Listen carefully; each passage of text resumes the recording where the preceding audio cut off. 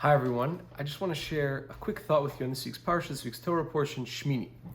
So we're holding at a place where the Jews are finished setting up the Mishkan, the temple that traveled with them in the desert, and they had the first 7 practice days, if you will, of inaugurating it, where Moses was the one who did the service during those 7 days, the Kohanim, who normally would do the service, weren't, and now we come to the 8th day, where we're inaugurating Aaron and his children to be the Kohanim to do the service in the temple.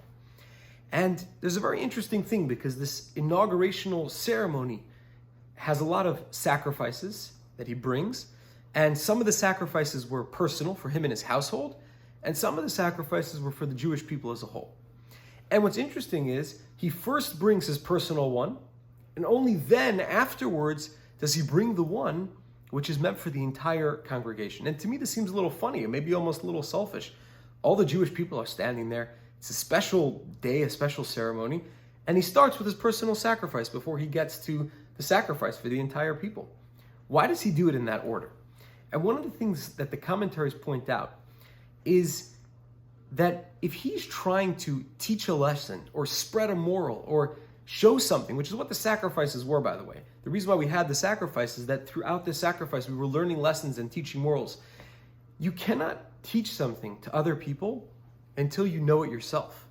He couldn't bring the sacrifice, which was meant to teach the Jewish people and be something which represented all the Jewish people, until he brings it for himself first. He needs to learn that message, learn those morals, feel it, be in touch with that himself, and only then is he able to transfer that to other people.